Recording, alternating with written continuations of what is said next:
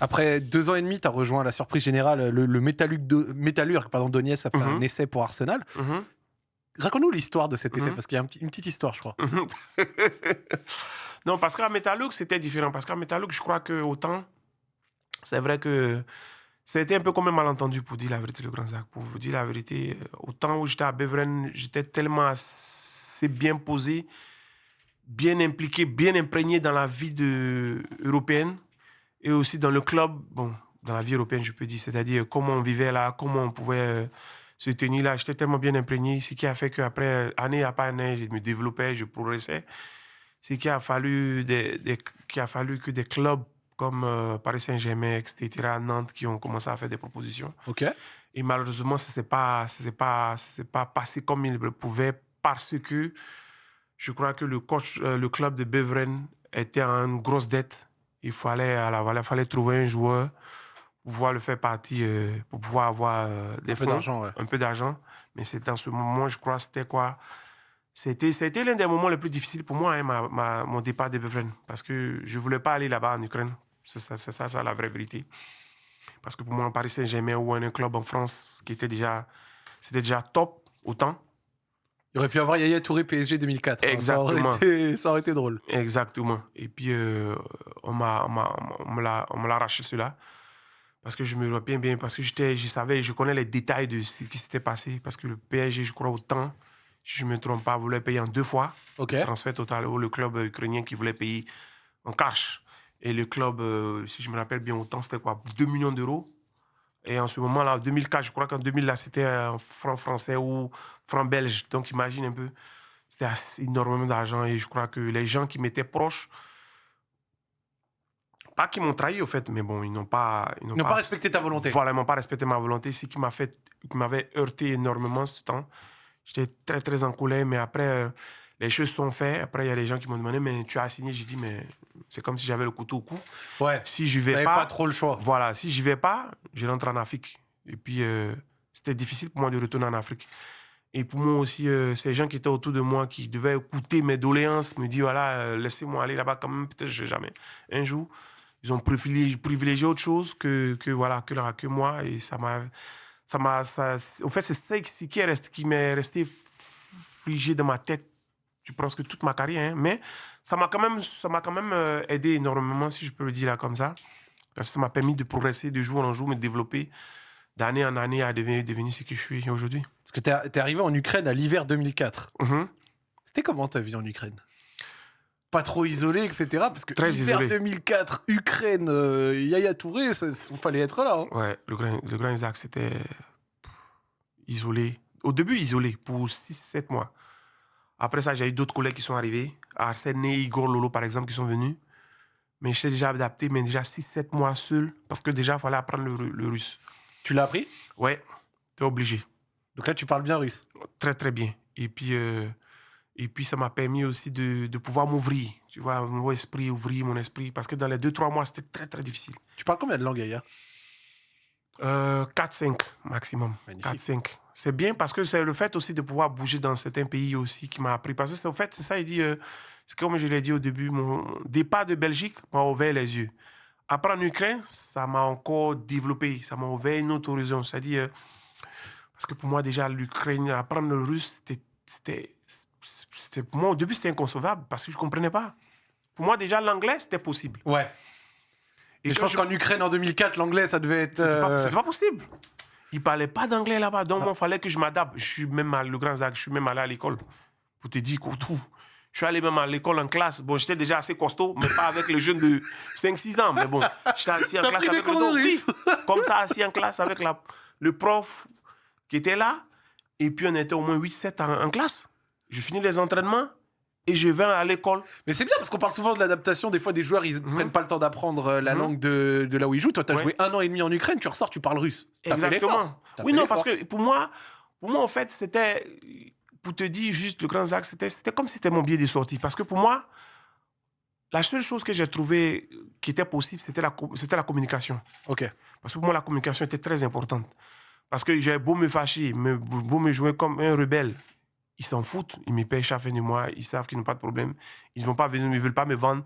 Jusqu'à un moment où ils ont voulu même me naturaliser ukrainien, un moment. te dire le Grand Zac. Ça, Vraiment? personne ne savait, oui. Parce que quand j'ai appris la langue, mes dirigeants étaient tellement contents de moi, ils me disaient, mais attends, lui, c'est un Russe. Il est impliqué. Il est impliqué, donc il faut le garder. Le patron me dit, tu sais quoi, tu es mon fils, tu restes là. On va te donner le passeport. Je dis, mais non, mais c'est pas ça. Parce que moi, là, en fait, j'ai appris la langue pour pouvoir communiquer et trouver un moyen d'entente avec eux pour qu'ils puissent me laisser partir, au fait. Tu vois un peu ça? J'ai appris la langue pour pouvoir me barrer. Exactement. Au fait, c'était ça l'idée. Parce que pour moi, les gens qui m'avaient ramené là, à un moment, ils avaient peur d'eux, au fait. Ouais, forcément. Ils ne voulaient plus parler avec eux. Parce que je lui disais, moi, je suis là, parce que moi, dans ma tête, je me dis quoi, je viens faire 6 mois, peut-être 1 an, après, je me bats, quoi. Ouais. Parce que pour moi, d'abord, j'ai dit, bon, voilà, ils me payent cette somme. Ils payent le club cette somme. Vous avez l'argent après. Essayez de me trouver un autre club où on peut me prêter, où je peux aller. Mais les mecs, ils ont disparu, le Grand Zac. Ils ont disparu. Ils t'ont laissé... Pourquoi mon agent russe aujourd'hui sort? C'est là qu'on va discuter, quand je vais t'expliquer pourquoi lui, d'où lui il vient. Parce qu'après, les gens, souvent, ils me regardent, mais Yaya, comment ça se fait que tu es un agent russe? Mais c'est à cause de ça. Ça vient de cette époque. Exactement, parce que c'est là où je devais apprendre à parler la langue. Je me suis imprégné, j'ai pris la culture, j'ai pris tout, et après, je vais voir les dirigeants, et les dirigeants me disent, non, mais vraiment, tu es trop bien imprégné, tu parles la langue, tu restes notre fils. Je dis, mais non, mais c'est pas ça le but. Donc, il fallait que je trouve une autre face. Et pour moi, quand je parlais, ils étaient tellement contents. Ils se disaient, mais voilà, un Africain qui parle en langue, c'est une bien chose, tout. Donc, ils m'avaient impliqué. Ils étaient prêts à me donner le passeport. Ouais, ce que tu m'as dit, ouais. J'étais là, mais je dis, mais comment je fais ça alors? Donc, c'est comme ça. J'ai pris un dirigeant qui m'a épaulé, il m'a écouté. Je lui ai dit, écoute, voilà, il m'a dit, mais lui, il n'est pas d'argent. C'est comme ça, je l'ai transformé en argent. Et après, au fil de l'histoire, les gens comprendront comment ça se fait que, voilà, un Dimitri Seklouk, qui était auparavant un dirigeant de club, est devenu agent. Parce que c'est comme si je l'ai transformé, au fait. Magnifique. Mais au final, il y a aussi une espèce de loyauté de toi envers lui. Exactement. Parce il que t'a aidé en 2004 et après, il t'a suivi même après sur les grandes années. Exactement. C'est-à-dire, on est restés toujours ensemble. Parce que les gens, après, ils n'ont pas compris. Parce qu'après, quand il y a eu des problèmes à Manchester City, par exemple, peut-être qu'on va parler. On va parler. Au fond, quand on parle des choses comme Manchester City s'est passé, où il a commencé à dérailler un peu, moi, je vois quelqu'un qui m'a aidé depuis 2004. Les gens, ils voient quelqu'un qui est en train de déraisonner en 2002 ou 2018. Mais moi, je regarde 2004. Parce qu'en 2004, c'est vrai qu'au fil du temps, les choses grossissent, les choses changent. Après, il y a le fameux, dirais-je, tu gérais un jeune, après tu gères un joueur qui a 3-4 ballons d'or africains, qui est reconnu, qui a joué à Barcelone. C'est pas la même chose. Donc c'est difficile après à les chiffres. Ouais, bien sûr. Il devient fou, mais bon, bref. On va parler de l'Olympiakos. Juste avant que tu parles de l'Olympiakos, parce que maintenant, comment tu vas en parler? Est-ce que tu as une petite phrase en russe, un petit truc qui fait kiffer? Privyat, Kakdela. Ça veut dire quoi? Ça veut dire bon salut, comment allez-vous? Magnifique. Ça va, c'est bon, j'ai acheté. Je voulais une petite phrase en russe, tu me l'as donné. Un grand merci. Après 1 an et demi en Ukraine, tu es transféré à l'Olympiakos. Ça se passe comment l'arrivée là-bas du coup? Non, l'Olympiakos, l'intégration magnifique, magnifique. Pourquoi? Parce qu'il y avait un joueur comme Rivaldo. Parce que quand je te parle, quand j'étais à l'académie, tu te rappelles quand je parlais de Rivaldo? Oui. Et puis je disais Rivaldo quand il jouait à Barcelone avec Ronaldo, le R9, pas le Cristiano Ronaldo, mais le R9 Ronaldo, parce que ce moment il venait de PSV, il arrivait tout fraîchement à Barcelone. Oui. Il prenait le ballon au milieu de terrain, il driblait tout le monde, il partait. Et nous, quand on était jeunes, quand je regardais ça, le Grand Zac, tu pouvais devenir fou. Sa seule saison à Barcelone, elle a laissé des traumatismes. Exactement. Cela explique aussi pourquoi quand j'étais à Barcelone, quand je jouais comme défenseur, j'ai eu un moment à dribbler tout le monde aller. Parce que moi, c'était... El Philomeno, c'était quelqu'un pour moi. C'était un rêve, quoi. C'était un rêve. Jouer dans le même club comme il a joué, c'était ça mon rêve. Et là, revenir à Olympiakos, magnifique, c'est bien passé parce qu'à Olympiakos, il y avait un joueur comme Rivaldo qui était là-bas. Okay. Et déjà, il y avait ce truc-là qui me disait, oh, mais yeah, c'est vrai, quelque chose qui me disait, je suis sur la ligne. Parce que jouer avec Rivaldo, pour moi, c'était énorme. Et quand je jouais avec lui, il y avait déjà cet automatisme. Souvent, quand on s'entraînait, ou quand je jouais, il me dit, hey, toi, tu restes un joueur qui peut jouer à Barcelone. Il dit, ah oui. Rivaldo, il t'a dit ça? Oui, plusieurs fois. Ah, stylé, ça. Et souvent, à chaque fois qu'on s'entraînait, il me dit, tu vois, c'est comme ça, Barcelone. Donc, déjà... T'intégrais le logiciel. Voilà, ma tête, comment je commençais à imprégner de tout ça, du petit jeu. Je dis, comment Barcelone aime jouer les petites passes. Parce que souvent, ils avaient un jeu en triangle, jouer dans des petits espaces, tu sors 1, 2, 3, et puis Ronaldo, Rivaldo, dans la lucarne. Et ça... Regarde, on a la photo aussi. Exactement, voilà, exactement, à côté. Et ça, souvent, quand je rentrais à mon appart, quand j'étais en Grèce, je regardais toujours les petits matchs de Barcelone, tu vois, pour m'imprégner du truc, quoi. C'est comme si je me préparais, je sais pas, mais c'était Mais t'étais comme si c'était le destin, quoi. pur Blaugrana. Voilà, c'est-à-dire, c'était comme si c'était le destin. Et à Olympiakos aussi, j'ai eu à rencontrer le truc le plus positif, c'était quand on s'est qualifié pour la Champions League, par exemple. À Olympiakos, c'est un grand club en Grèce. Et je crois que cette année où j'étais là, j'ai fait un an, on a eu à gagner la Ligue, Oui. puis la Coupe aussi. C'était tes premiers titres. Mes premiers titres, c'était exceptionnel, c'était quelque chose d'inoubliable. C'était bien la vie en Grèce, les supporters, etc. Les supporters, j'ai jamais vu des supporters comme ça, incroyable. Incroyable. C'est quelque chose qui m'avait marqué, les grands clubs, parce que les grands clubs, avec ce qu'ils avaient comme ambition. Et puis je me souviens à Olympiakos, par exemple, quand on jouait partout, on jouait, que ce soit à l'extérieur, à la maison. Quand Olympiakos joue, le stade, il était toujours plein. À l'extérieur, quand même, on avait des supporters partout. Et tu t'es plu en Grèce, ça s'est bien passé? Très, très, très bien passé. Parce que déjà, quand tu regardes l'Ukraine, 2004, 2002, 2003, tu vois, c'était très pauvre. Oui. Donc quand je vais en Grèce, c'est waouh, quelle belle ville. Quelle belle atmosphère. Surtout qu'ils sortaient des JO il n'y a pas longtemps, etc. C'était pas encore la crise économique là-bas, je crois. Exactement, c'est ça. Parce qu'en Grèce, en Ukraine, je me rappelle, je jouais dans un stade de 10 personnes. Quand j'étais en Ukraine en plus. Et je me trouve à Olympiakos ou en Grèce où je joue dans un stade de par exemple 40 000, 50 000, plein. Même il y a des supporters derrière qui sont... Il y a d'autres... Ils sont dehors en train de chanter déjà encore le son du club. Pendant qu'on rentre pour les échauffements, le stade il est pratiquement plein. Tu peux imaginer. Yaya, tu m'avais dit tout à l'heure, est-ce que tu prends des questions des gens? Et là, il y a une question que je trouve intéressante. T'as appris le grec un peu ou vite fait? Non, le grec, c'était un peu compliqué. Le grec, ça a été vite fait. Okay. Vite fait, parce que ça n'a pas mis du temps. Mais sinon, il y avait quelques mots, parce que c'est vrai que ce n'est pas évident. Parce que le grec, je n'ai pas eu vraiment le temps. Mais parce que le grec, c'était plus facile. Pourquoi? Parce que là-bas, on nous permettait de nous exprimer en anglais. D'accord. Donc au final, et ce qui a fait que je suis resté dans le... Quand j'étais en Grèce, je suis resté dans l'anglais. Mais sinon, les autres pays, on nous obligeait un peu plus, quoi. Là-bas, tu as connu tes premiers matchs avec des champions, tu l'as mentionné. Alors, c'était une poule assez marquante, même moi, en tant que supporter lyonnais, je m'en rappelle. La poule avec le Real Madrid. Lyon. Et Rosenborg. Ouais. Et c'est une poule, bon voilà, tu as découvert... Bon déjà, avant de parler du match contre les deux matchs contre l'OL, t'as appris quoi en Ligue des Champions? Là, vraiment, tes tout premiers matchs, genre, toi qui avais joué que en Grèce, enfin, en Côte d'Ivoire, en Grèce, et en Ukraine, qu'est-ce qui t'a marqué en LDC? Non, pour moi, c'était déjà... Je me rappelle du stade Santiago Bernabéu. Ça, c'était le deuxième match. Parce que le premier match, on les avait reçus à Athènes. Déjà, quand j'ai vu Sergio Ramos, Robinho, Gilberto Silva... Non, pas Gilberto Silva, l'autre qui a joué à Arsenal, j'ai oublié son nom. Julio Batista. Batista, voilà. Voilà, en plus... On a les photos, hein, on a les photos, Yaya. Non, le grand acteur fort. Là, c'est impressionnant. Parce que c'est comme si je me rappelle la série, c'était exceptionnel parce que pour moi, je me voyais déjà, parce que je me dis, voilà. Parce que pour moi, c'était flagrant. J'avais Rivaldo qui venait de Barcelone, qui a eu un passé de Barcelonais, qui me dit, voilà, je peux jouer à Barcelone. Après, directement, je croise une équipe, le plus grand rival de Barcelone, qui est le Real. Ouais. Après, quand je me dis, mais le championnat français, c'est pas mal pour moi, peut-être l'adaptation. Et puis, déjà, le début, il faut que je passe en France. Moi, fallait que je passe en France. D'accord. Et... quand j'étais à Olympiakos, c'est vrai qu'il y avait Lyon qui me proposait de venir aussi. Ah, l'OL t'a proposé? Exactement, oui. À l'époque de Gila Diarra, Thiago et tout. Exactement. C'était quoi? C'était après le départ des siens? Exactement. Mais moi, j'ai... Si on avait fait le départ des siens, Yaya Touré, wow. Non, parce que là, j'ai douté parce que Lyon, c'était très constant sur moi. C'était costaud. Ça allait me demander beaucoup, beaucoup de travail. Parce qu'il y avait Gila Diarra, il y avait Juninho, il y avait Essien. Après, il y a eu Thiago qui est venu. Et puis après, il y avait l'autre joueur aussi, je ne me souviens plus. Un bon joueur, Kramson. Oh non, c'est Kramson, je ne sais pas. Armstrong.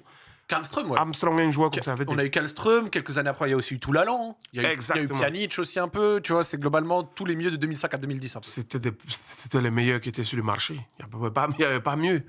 Parce que tu imagines le Lyon qui pouvait rivaliser, Lyon qui battait le Real Madrid à un moment, qui battait même le Barcelone. Et en ce moment, moi, j'étais à Barcelone aussi. On a joué encore contre Lyon. Et vous avez battu. On vous a battu au retour, mais à la maison, on a eu des difficultés. Je crois qu'on a perdu ou on a fait match, je ne me souviens plus, au stade Gérard. Je ne me souviens plus, mais je crois que ça a été nul, je crois. Avec le coup franc de Juninho qui... Tu l'as vécu? J'étais dans le baril en plus. J'ai vu le ballon me plomber. Non, c'était incroyable. Quand tu vas passer le ballon, tu te dis pas c'est un ballon de but. Non, bien sûr, je me dis, mais lui, comment il la shoot là? Comment il le tire là? Le ballon. Et puis après, c'était incroyable. 1-1. Exactement, c'est ça. C'est-à-dire, cette époque-là, c'était incroyable. Donc, pour moi, revenir à Olympiakos, pour moi, déjà, quand je regarde Real Madrid, après je regarde Lyon, je me dis, mais attends, là, tu es dans la cour des grands avec des vrais joueurs autour. Et pour moi, ça m'a permis de pouvoir déjà essayer de tester certaines choses. Et après moi, où j'étais très fort, c'était quoi? C'est-à-dire, après chaque match, je prenais peut-être un de mes partenaires comme ça, que ce soit Rivaldo, peut-être. D'accord. Sur la photo, on peut voir Stoltidis, qui était un de mes partenaires au milieu de terrain, quand on jouait ensemble. Je demandais à un, comment tu m'as trouvé durant du match, tout. Il me dit, ah, t'étais bon, t'étais moins bon. Et moi, c'était comme ça. Tu prenais le retour de tes coéquipiers. Exactement. Comment je peux m'améliorer? Parce que pour moi, les matchs étaient différents. On pouvait jouer une petite équipe en championnat à Grèce. Bon, pas petite équipe, hein, parce qu'Olympiakos, c'était... Nous, notre seul rival, c'était Panathinaikos. Le Pana, il y y avait aussi l'AEK Athènes, voilà, c'est ce que j'allais dire. Aris, mais eux, ils étaient plus bas un peu. Le PAOK, peut-être, à l'époque. Voilà, PAOK aussi, c'était bas. En ce moment, c'était Panathinaikos et AEK Athènes. Mais ces deux équipes, on les rasait déjà. C'est-à-dire, on était déjà au-dessus, de loin, quoi, en fait. Donc, tu sais qu'il y a des fans de l'Olympiakos francophone, t'es en train de les régaler, là. T'es en train de les régaler. C'était incroyable, 2006. Et puis, ça m'a permis, moi, de progresser. Parce que, par exemple, le match que je peux avoir peut-être en championnat ou que je peux avoir en Champions League, c'était deux différentes manières de voir les matchs. Et pour moi, prendre quelques conseils de mes teammates, bon, je dis mes teammates, mes coéquipiers, c'était hyper important parce que je me dis... Parce que je me souviens, on joue un match en Champions League, justement contre Rosenborg, où il y a Stoltidis qui était vraiment robuste, un mec qui pouvait courir tout le match. Il me disait, va plus attaquant, ne viens pas trop.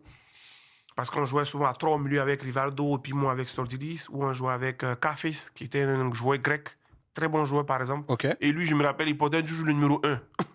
Il avait son numéro à mais c'est quel joueur qui porte le numéro 1? Habituellement, c'est les gardiens. C'est les gardiens, mais il portait le numéro 1. C'est pour dédier quoi? C'était un très bon joueur. Donc, en fonction des équipes qu'on avait en face, lui, c'est soit avec lui, avec 2 milieux défensifs, Stoltidis, Café, c'est moi en numéro 10, ou moi, Rivaldo, avec Stoltidis ou Café. Ça dépendait. C'est le coach qui faisait le choix. Et ce coach, autant Olympiakos, s'appelait Tronsolit. Très bon coach, super coach, autrichien. C'est lui aussi qui m'a pris aussi en fait sur son aile là-bas, en Grèce. Il m'a donné presque tous les pouvoirs de pouvoir monter, descendre, de me faire plaisir au fait. Parce que lui, il me connaissait. D'avoir une liberté au milieu de terrain. Voilà, parce que lui, justement, quand on regarde un peu en arrière, c'était le coach du club Bruges. C'était le coach du club. Quand tu étais à Beveren? Exactement. Et lui, en plus, il voulait me faire signer à Bruges, de Beveren. Et c'est là aussi à expliquer aussi ma mésaventure et puis mon mécontentement quand j'étais à Beveren, quand je quittais à Beveren, parce que j'avais des clubs qui étaient assez sérieux. Et qui étaient intéressants, ouais. Et le club de Beveren, voilà, sur la tutelle de certaines personnes, ont décidé de me lâcher, mais contre mon gré, quoi. Et derrière, ça suscite beaucoup, même aujourd'hui, ça suscite beaucoup de choses. C'est vrai que, bon, voilà, ça, c'est hors discours. C'est hors discours. Il y a des gens qui m'approchent. Est-ce que tu veux faire une académie? J'ai dit non. Parce que ce truc-là, je ne veux pas. Parce que je ne veux pas que ces jeunes-là qui ont envie de rêver, en plus, les arracher de les lèvres sur des échanges de monnaie, quoi. Ça, je ne veux pas, quoi. L'année d'après, tu arrives à l'AS Monaco. C'est ton 3e club en 3 ans. Oui. Comment tu l'as vécu? C'est-à-dire, c'était comme prévu.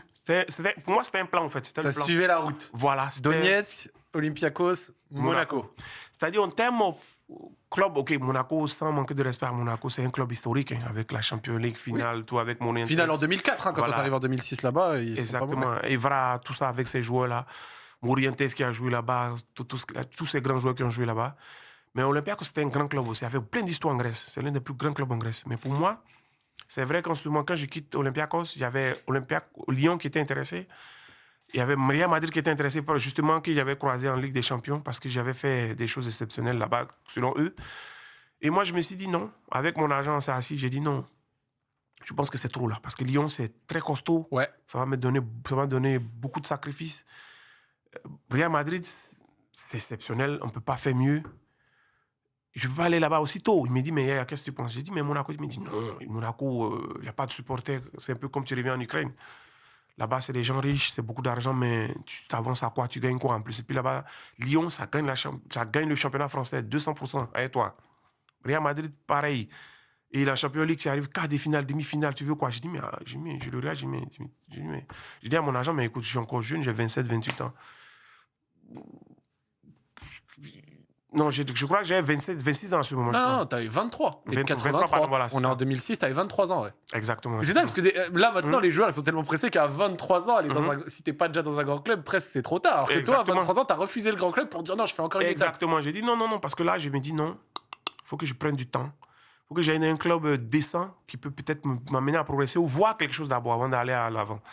Et c'est là où Monaco apparaît avec Franck Keila en ce moment, qui était le directeur sportif de Monaco en ce moment. Et il me dit, hey, écoute, ce serait pas mal. Après, je visite Monaco 1 jour, 2 jours. Parce que mon agent, justement, il avait un pied-à-terre là-bas à Monaco. Où il me dit, bon, yes, tu sais quoi, bon, viens voir. Donc, j'arrive là-bas, je vois, je dis, parfait. Bon, on n'avait pas beaucoup de supporters, c'est vrai, mais il n'y avait pas de pression. Ouais. Parce que tu viens au stade, c'est pratiquement vide. C'est seulement quand tu joues contre Marseille, c'est tous les supporters de Marseille qui se ramènent là. Ou quand tu joues contre Nice, tous les supporters de Nice qui se ramènent là. Sinon, on n'a pas de supporters. Tu vois des supporters pratiquement avec des cigares. Tu sors du parking. Dès que tu sors du parking du stade de Monaco, tu vois des voitures Formule 1 qui passent. Donc tu te dis, bon... C'est une ambiance. Voilà, tu te dis, bon, c'est sûr que là, tu n'as pas de problème. Moi, je sais que les Monaco, ils ont beaucoup de fans, mais en France, en général, un peu dispersés. Donc, genre, moi, on m'a dit que, par exemple, Monaco, ils ont plus de monde dans les parkages à l'extérieur qu'à Louis II, tu vois. Qu'à Louis II, que dans Monaco même. Parce que c'est les Monégasques, après, il y a des Italiens qui habitent là, dans les coins UP, c'est eux qui ont les bateaux un peu partout. Mais donc, bon, bref. Donc, pour moi, quand j'arrive à Monaco, je regarde, je dis à mon agent, tu sais quoi, c'est parfait. Il me dit, mais non, mais attends, tu as Real Madrid-Lyon, tu es fou, quoi. Je dis, non. Je dis, mais non, Dimitri, on ne peut pas se presser.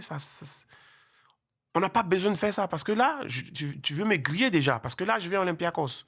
Le niveau, il est parfait. Après, j'ai envie de prouver. Parce que je viens de l'Ukraine. Je vais à Olympiakos. Il y a quoi? La vitrine, c'est quoi? La Champions League. Et puis, la vitrine, le deuxième encore, c'est le plus grand club de Grèce. Donc, je dis, c'est parfait. Là, tous les fans de l'Olympiakos, ils deviennent fous. Parce que je joue presque tous les matchs. Je ne file pas beaucoup de buts, mais le talent, il est là, la vision, la différence, tout. Je faisais tout là-bas. Même j'ai joué même défenseur à un moment.